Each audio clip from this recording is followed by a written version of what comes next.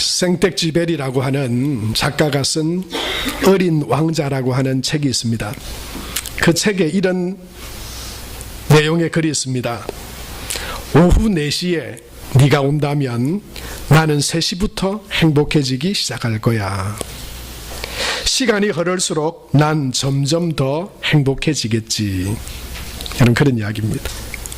여러분, 예배와 주일이 여러분에게 그런 시간이 되기를 축복합니다.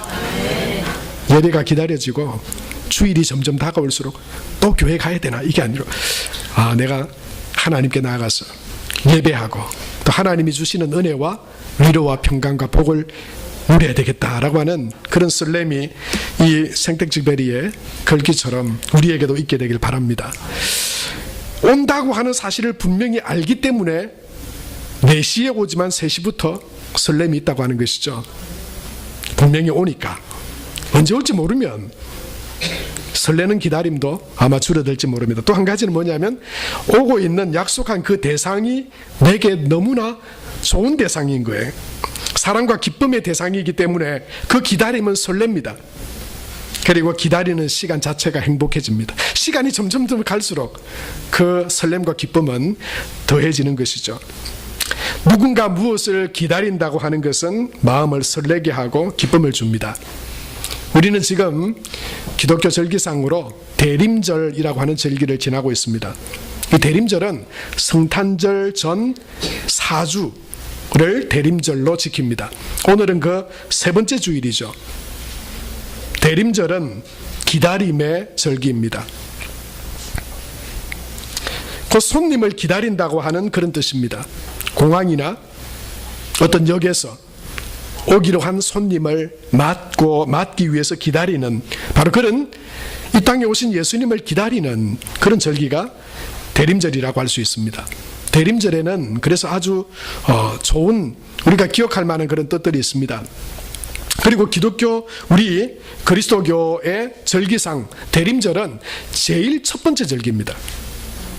연말이라 그러지만 그러나 대림절은 우리 신앙의 출발이자 우리 교회의 절기상 가장 먼저 있는 절기입니다. 그 다음에 성탄절이 있죠. 그리고 사순절이 있고 부활절이 있습니다. 여러분, 이렇게 대림절은 참 중요합니다. 그 의미가 참 깊습니다. 그 대림절의 의미는 첫 번째로는 이런 것이죠. 하나님이 인간의 역사 속으로 인간이 되어서 오신 것을 알리는 것입니다.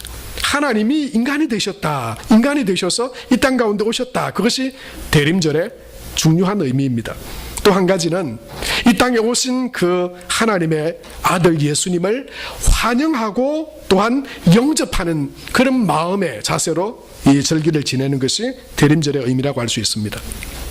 뿐만 아니라 여러분, 하나님이신 그분이 이 땅에 오셨고 우리가 그분을 기다리기에 그분을 기다리는 우리의 마음과 또는 삶이 정결하고 깨끗해져야 합니다.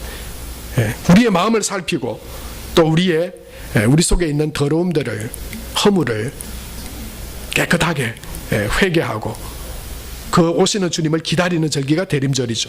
또한 마지막으로는요, 주님은 이미 2000년 전에 이스라엘 베들레헴에 태어나셨지만 다시 오실 주님을 기다리는 그런 마음과 그런 신앙으로 다시 오실 주님을 기다리는 절기가 또한 대림절이기도 합니다. 그래서 이 대림절은 핵심적으로 기다림의 절기입니다. 기다리는 것입니다. 오시는 주님을 기다립니다. 여러분, 잘 기다려야 합니다. 우리 인생도 어떻게 보면 기다리는 것이라고 할 수 있어요. 기다리지 못해서 낭패를 보거나 어려움을 당하거나 일을 거르치는 경우도 종종 있습니다. 조금 더 기다렸다면, 그때 행했더라면, 이렇게 아쉬움과 후회를 남기는 일들이 왕왕 우리에게 있습니다. 저희 집에 의왕에는 구피들이 살고 있습니다. 여러분, 열대어 구피라고 하는 종을 여러분 아십니까? 이 수컷들이 굉장히 화려하고 예쁩니다. 그런데 이 구피는 한 28일에서 30일 정도 되면 새끼를 낳습니다. 새끼를 낳는데 이 암컷들이 새끼를 낳을 때쯤 되면 배가 얼마나 부른지 옆에서 보면요, 곧 배가 터질 것 같아요. 저러다가 배가 터져서 죽진 않을까, 정말 그렇게 생각될 정도로 이 암컷이 새끼를 낳는데요, 이 새끼를 낳기 직전까지 되면 배가 탱글탱글해집니다. 그래서 이걸 어떡하나, 왜냐하면 이 구피는 새끼를 어미가 잡아 먹어버립니다. 그래서 새끼를 낳을 때쯤 되면 분리를 해줘야 돼요. 이 새끼와 이 어미가 분리되도록 부화통에 따로 넣어줘야 됩니다. 제가 이걸 몇 번 시행착오를 한 뒤에 이쯤 되면 분리를 해줘야 되구나, 그렇게 알고는 이번에 새로 이 구피를 몇 마리 사다가는 어항에 집어넣었습니다. 배가 빵빵해지길래 이제 새끼를 낳으려니 싶어서 제가 만든 부화통에다가 그 어미를 분리해 넣어줬어요. 그런데 이게 하루가 지나고 이틀이 지나고 이 정도 되면 탁 새끼를 낳아버리면 편한데, 지도 편하고 나도 편하고, 그거 그냥 언제 낳나 자기는 혼자 다른 것들은 막 이 왕에서 막 어울려 다니고 즐거운데, 얘는 분리를 딱 해서 넣어놓으면요 깝깝해서 미치려고 그래. 여기저기 막 들이받고 한 일주일 지나도 안 나오면요 얘가 스트레스를 받아가지고 혹시나 죽진 않을까, 그리고 스트레스를 받아서 이 새끼들도 이상하게 되지 않을까, 뭐 그런 생각 때문에 마음이 조마조마해져요. 그래서는 안 되겠다 싶어가지고 다시 그냥 이 부화통에서 꺼내가지고 다시 낳아줍니다. 그러다 보면 어느새 배가 홀쭉해져 있어요. 아니 새끼를 그 사이에 확 낳아버린 겁니다. 근데 새끼는 아무것도 없어요. 어미들이 다니면서 다 쪼가 먹어버린, 다 씹어 먹어버린 거예요. 그때 그런 생각이, 조금만 더 기다렸더라면, 조금만 더 이 타이밍을 내가 좀 더 알았다면 괜히 그 새끼들 다 그냥 어미 밥이 되진 않았을 텐데, 그런 생각을 할 때가 많아요. 그 몇 번 시행착오 끝에 지금은 어항에 제법 다양한 크기의 새끼들이 놀고 있습니다. 시기와 때를 잘 분별하는 것이 중요하죠. 기다릴 때 기다려야 합니다. 기다리지 못하면 낭패를 볼 수도 있습니다. 뭐 물고기 한 마리야 걸릴 수도 있습니다만은, 우리 인생에 중요한 시간이나 어떤 결정을 해야 될 때 기다릴 때 잘 기다리는 것이 참 중요하죠. 그렇기 위해서는 때를 잘 분별해야 됩니다. 이게 기다려야 될 때인지, 지금 일어나야 될 때든지, 지금 나가야 될 때인지, 멈춰야 될 때인지 때를 잘 분별해야 되죠. 그것이 참 쉽지는 않습니다. 그런데 여러분, 지난 평창 동계올림픽 때, 지난주에도 평창올림픽의 한 종목을 소개시켜 드렸습니다만은, 여러분 그때 평창올림픽 때 영미, 이것으로 아주 유명했던 종목이 하나 있었지 않습니까? 여자 컬링 종목이었죠. 이 여자 컬링이 은메달을 따고 난 뒤에 너도 나도 집에서 전부 다 이 뭡니까, 잡아 밀 것만 있으면 하나씩 그냥 밀고 빗자루 가져가서 막 밀면서 영매 이러고 닦고 있는 그런 영상이 얼마나 유튜브에 많이 올라왔는지 몰라요. 그런데요, 신기하게도 사실 이 컬링은 4명의 선수들이 나와가지고 스킵이라고 하는 한 명 주장이 있고, 나머지 선수들이 다 이렇게 돌아가면서 하나씩 돌을, 스톤을 굴리는 거예요. 그래서 제일 안쪽 점수 있는 쪽에 포인트를 많이 얻으면 되는 거예요. 얼마나 예민한지, 얼음 빙판에서 그 돌이 잘 굴러가기가 쉽지가 않아요. 어릴 때 구슬치기에서 이렇게 원 안으로 집어넣는 그런 것 같더라고요. 그런데 가만히 보니까 이 돌을 놓고 나서 그 뒤에 있는 스킵이라고 하는 저 주장이 더 밀으라 할지 기다려라 할지 오른쪽으로 왼쪽으로 이걸 지시를 해야 돼요. 그런데요, 우리나라 이 국가대표팀 컬링 선수 중에 이 스킵 주장이 밀어야 될 때도 영미, 멈춰야 될 때도 영미, 오른쪽으로도 영미, 왼쪽으로도 영미, 급할 때는 영미 막 이렇게, 아니 그 말 하나로 다 사인을 주는 거예요. 그런데 또 신기하게 그걸 들은 사람은 영미는 또 압니다. 이 영미는 무슨 영미인지, 그 영미의 억양이나 길이나 또는 그 영미를 부르는 음성을 듣고, 이거는 닦아라는 소리야, 이거는 기다리라는 소리야, 이 속도 너무 빠르다, 닦았다가는 이거 다 그냥 흘러가 버린다고. 영미 한마디로, 영미 이 단어로 다 지시를 해버리더라고. 그런데 또 그걸 알아듣는 그 팀도 참 신기하다, 그렇게 여겼습니다. 제가 이 자료를 찾아보니까 그게 맞더라고요. 막 여러 가지 사인이 있지만 대부분 영미 이거 하나로 그냥 끝냈더라고요. 어떻게 이렇게 할 수 있을까? 어떻게 그렇게 잘 그 때를, 그 사인을 정확하게 캐치해서 여러분 세계에서 은메달이나 되는 그런 성과를 얻을 수 있었나요? 왜냐하면 그만큼 그들이 익숙하기 때문에. 이 상황에 이 음성은 닦으라는 거야. 문지르지 말라는 거야. 기다리라고 하는 사인이야. 이거를 영미라고 하면 그 말에 그냥 이 팀원들이 다 알아버리는 거예요. 많은 시간 동안 서로 훈련하고 연습하고 서로가 서로를 알면서 이 그 말 한마디에 다 통하게 돼버린 것이죠. 여러분, 하나님이 우리를 향한 하나님의 계획과 뜻도 여러분 성경에 보면 다 자세하게 기록이 되어져 있지 않습니다. 그러나 우리 한 사람 한 사람을 향한 하나님의 계획과 뜻을 우리는 분명히 들을 수 있고 알 수 있습니다. 마치 그 스킵이 영미라고 하는 한마디에도 팀원들이 다 알듯이 말이죠. 어떻게 그렇게 우리가 하나님의 뜻과 우리를 향하신 하나님의 계획을 알 수 있나요? 하나님께 나아가면 되는 것이죠. 하나님께 나아가서 하나님과 함께 거하면 되는 것이죠. 하나님께 우리의 시선, 하나님께 우리의 마음을 두면 하나님으로부터 나를 향한 하나님의 계획과 음성이 들리는 것이죠. 깨닫게 되는 것이죠. 여러분, 그래서 우리는 하나님의 뜻을 분명히 들을 수 있습니다. 세미한 하나님의 음성을, 하나님의 뜻을 깨달을 수 있습니다. 어디에 적혀 있어서가 아니에요. 하나님께 내가 나아가서 하나님께 우리의 마음을 드리고 하나님께 우리의 귀를, 우리의 마음을 하나님께 고정하고 있으면 이때는 기다리라고 하는 때시구나. 하나님은 지금 순종하며 나아가기를 원하시는구나 하는 것을 우리가 알 수 있다고 하는 것이죠. 여러분, 그러면서 우리는 무엇을 기다립니다. 우리가 예수님을 기다리듯이 여러분, 우리는 하나님을 기다립니다. 하나님의 인도하심을 기다리고 예수님의 도우심을 기다립니다. 우리는 배우자가 나타나기를 기다리기도 하고 자녀를 기다리기도 합니다. 기도의 응답이 오기를 기다리기도 하고 방황하고 반항적인 자녀가 철이 들어서 돌아오기를 기다리기도 합니다. 일자리가 나타나기를 기다리기도 하고 또 건강이 나아지기를 기다리기도 합니다. 갈등이 끝나기를 기다리기도 하고 경제적인 압박에서 벗어나기를 기다리기도 합니다. 그리고 우리는 다시 오실 주님을 기다리기도 합니다. 여러분, 이 모든 기다림이 다 하나님 안에 있습니다.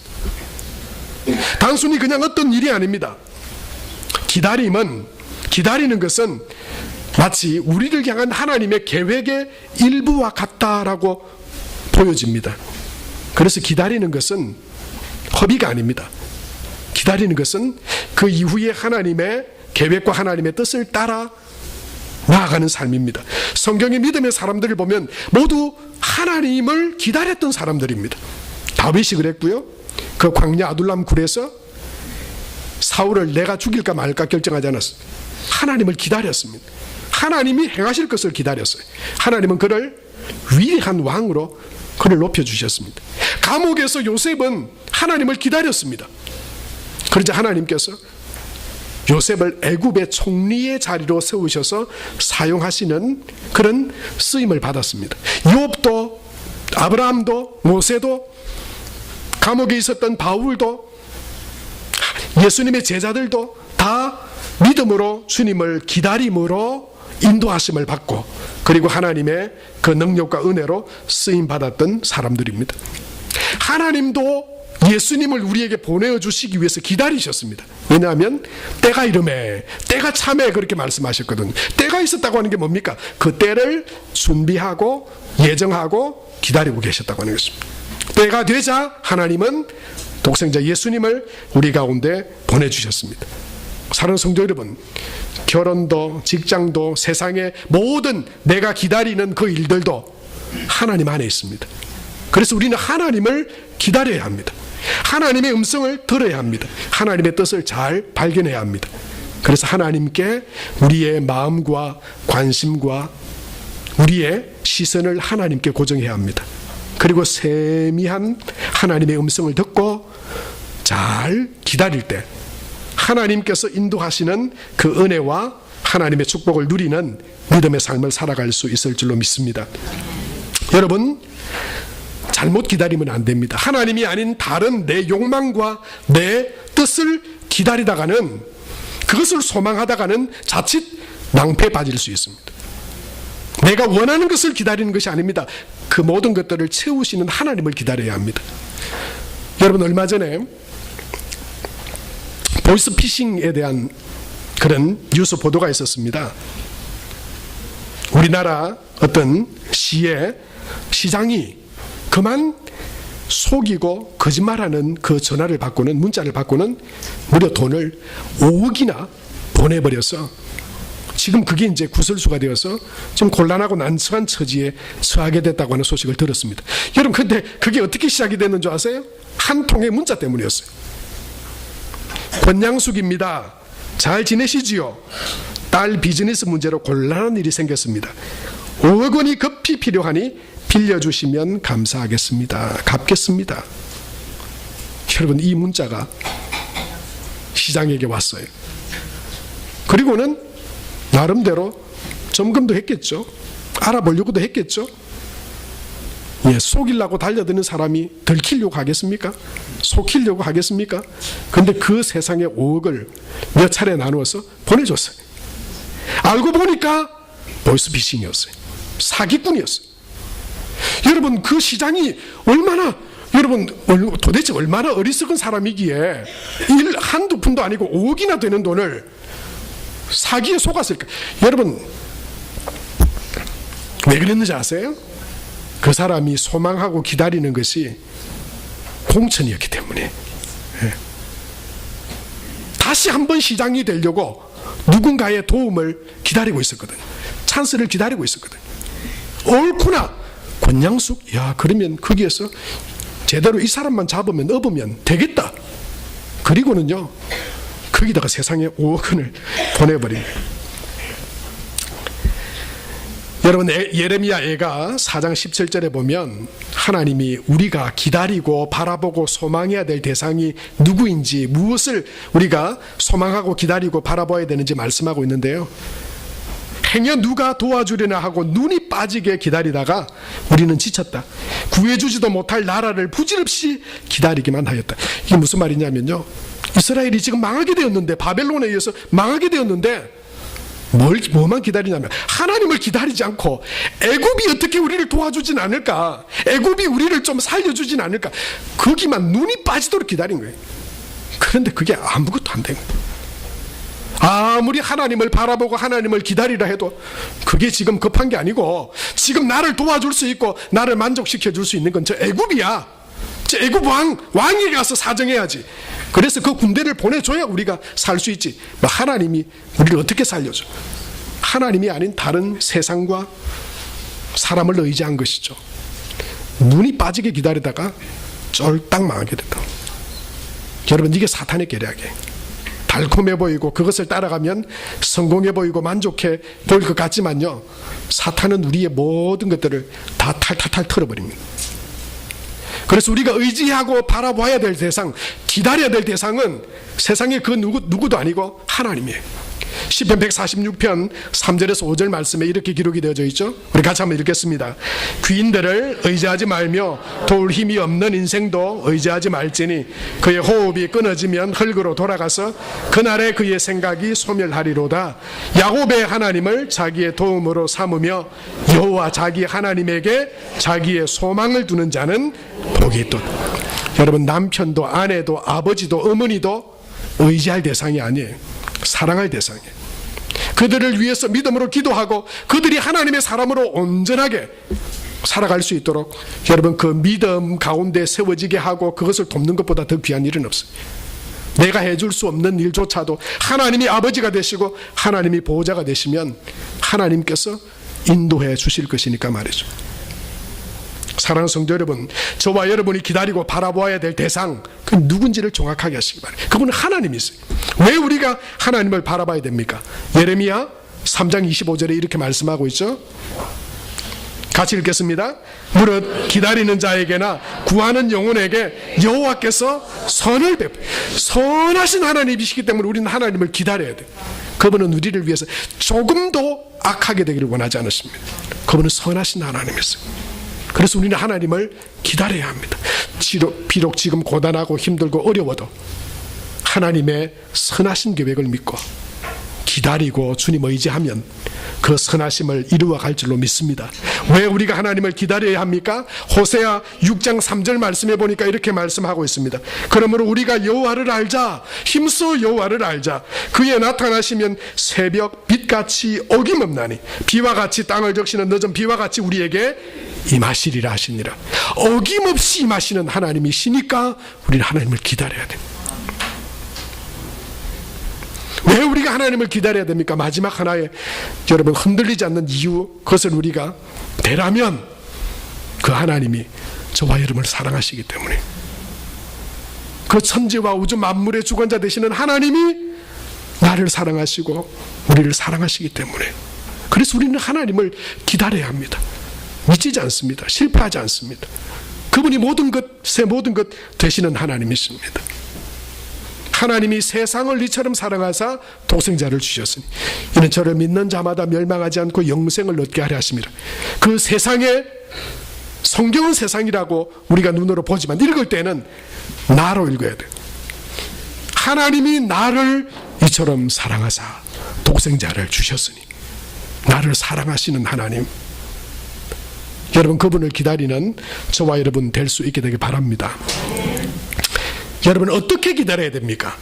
기다리는 자세도 여러분 누구를 기다리냐만큼이나 중요합니다. 왜냐하면 어떻게라고 하는 기다림의 방법은 곧 그 사람의 믿음을 보여주기 때문에, 기다린다고 말은 하면서도 오든지 말든지 그냥 어디 언제 올지 어떻게 올지 관심도 없고 그냥 나는 내 마음대로 내 하고 싶은 대로, 여러분 그 사람은 마치 한 달란트 받아가지고 땅속에 감추어두고 아이고 안 왔으면 좋겠다, 막 안 오면 제가 그냥 한 달란트 저거 그냥 내 용돈이나 쓸 텐데, 오시기를 기다리지도 않고 기대하지도 않고 오심이 복된 줄로도 여기지 않는다면 여러분 그것은 온전한 기다림이라고 말할 수 없을 것입니다.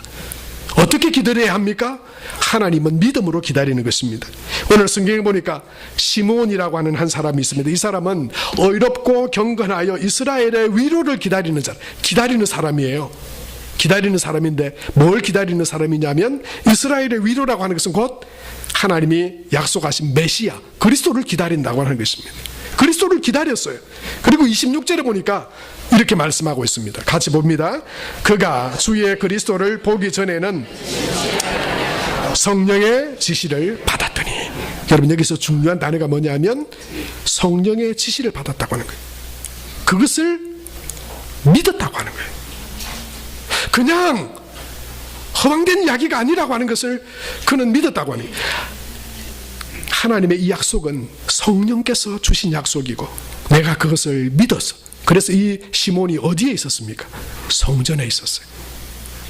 믿고 기다린 것이죠.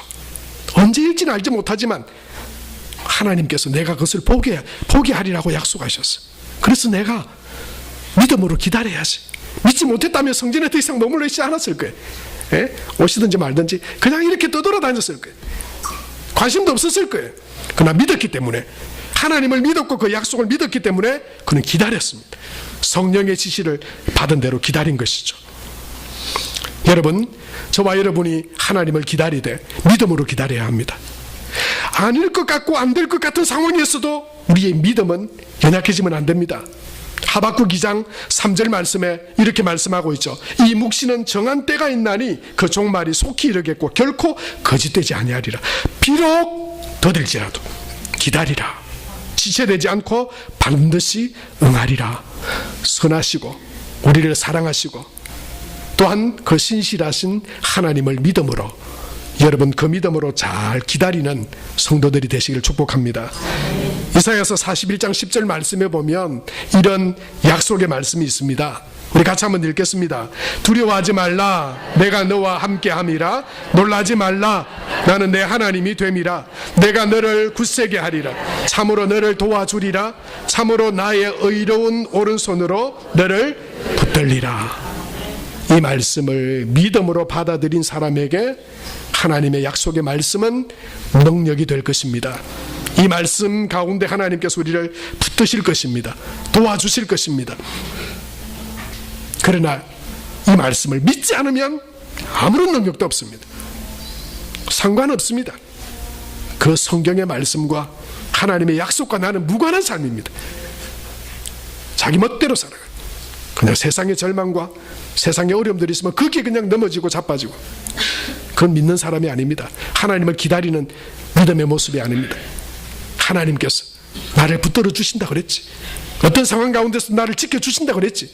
그 말씀을 믿고 기다릴 때 신실하신 하나님께서 역사하실 것입니다.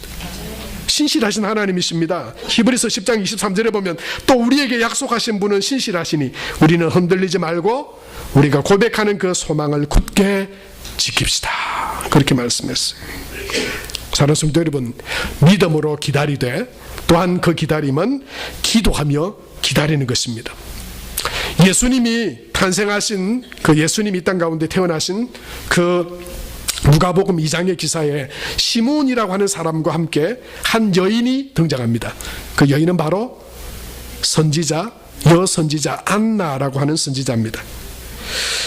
오늘 읽지는 않았지만 성경의 37절에 보니까 성전을 떠나지 않고 주야로 금식하고 기도함으로 섬기더니, 그렇게 말씀했어요. 안나도 이 땅에 오실 구원자 메시아 예수 그리스도를 기다렸습니다. 그 약속을 받았어요. 그리고 그는 그 약속을 믿고 성전에 머물러 기도하며 기다렸습니다. 사랑하는 성도 여러분, 기다리기는 기다리는데 하나님이 주시고 이루실 것이라는 믿음으로 기다리는 가장 확실한 표가 뭔지 아세요? 기도입니다. 어떤 사람들은 그렇게 말하기도 해요. 야, 믿음이 없으니까 기도하지, 안 믿기니까 기도하지, 믿는데 왜 기도해? 믿으면 끝인데. 여러분, 그건 착각이에요. 모르는 소리예요. 믿지 않으면 기도조차도 하지 않습니다. 여러분, 일주일 동안 우리의 삶을 뒤돌아보세요. 우리가 얼마나 하나님 앞에 진실하게 우리의 무릎을 꿇고 하나님 앞에 기도했나요? 기도하지 않은 대부분의 삶은요, 믿지 않기 때문에. 믿지 않으면 기대하지 않습니다. 왜요? 왜 기도하지 않나요? 기도해봐야 소용없다고 여기니까요. 기도해봐야 하나님이 응답하시지도 않을 건데 뭐하러 기도해요? 근데 뭡니까? 응답하실 줄 믿으면 어떻게 됩니까? 기도하죠, 당연히. 그래서 진실로 믿음이 있는 사람은 1년 365일 24시간 기도하기를 원합니다. 믿음이 있기 때문에 그런 거예요. 믿음이 없으면 기도하지 않습니다. 우리가 하나님을 기다리되 믿음으로 기다리는 사람은 기도하며 기다리는 거예요. 그 일을, 그 약속을, 내게 주신 그 말씀을 이루시기를, 주님 내 삶 가운데 예수님 오셔서 내 삶의 주인 되시고 다스려 주시기를 기도하고 바랄 때 우리는 기도의 자리로 나아가게 되는 것입니다. 시편 40편 1절에서 2절 말씀에 성경은 우리에게 이렇게 말씀하고 있습니다. 내가 여호와를 기다리고 기다렸더니 귀를 기울이사 나의 부르짖음을 들으셨도다. 같이 읽을까요? 나를 기가 막힐 웅덩이와 수렁에서 끌어올리시고 내 발을 반석 위에 두사 내 걸음을 견고하게 하셨도다. 사랑하는 성도 여러분, 이 다윗의 고백이 하나님을 기다리고 주 예수님을 기다리는 저와 여러분의 응답과 결론이 되기를 축복합니다. 하나님을 기다리고 기다려서 하나님 앞에 기도함으로 나아가서 나의 부르짖음을 하나님이 들으시고 나를 기가 막힐 웅덩이와 수렁에서 끌어올리시고 내 발을 반석 위에 두사 내 걸음을 견고하게 하셨도다 라고 하는 믿음의 고백이 저와 여러분, 우리 모두의 고백이 될 수 있게 되길 바랍니다. 그리고 이 땅 가운데 희망으로 오신 예수님을 기다리는 대림절, 기쁨으로 성탄을 맞이하는 저와 여러분이 되시길 바랍니다. 그런데요, 우리가 하나님을 기다리기에 앞서서 우리를 더 기다리는 분이 있습니다. 그분이 하나님이십니다. 하나님이 저와 여러분이 한 걸음 더 하나님 앞에 나오기를 기다리고 계세요. 한 걸음 더 믿음의 자리로 나오기를 기다리고 계세요. 마치 둘째 아들, 집 나간 둘째 아들이 언제 집으로 돌아오려나. 우리는 하나님을 기다린다 말하지만 그러나 정작 우리보다 더 우리를 기다리는 분이 있습니다. 그분이 하나님이세요. 한 걸음 더 믿음으로, 한 걸음 더 복된 기도의 자리로 나오기를 기다리고 계십니다. 여러분, 그 주님 앞에 나아가 우리를 위하여 예비하신 그 하나님의 풍성한 은혜, 축복을 누리는 성도와 교회와 가정으로 세워질 수 있게 되길 바랍니다. 하나님 아버지 은혜를 감사합니다.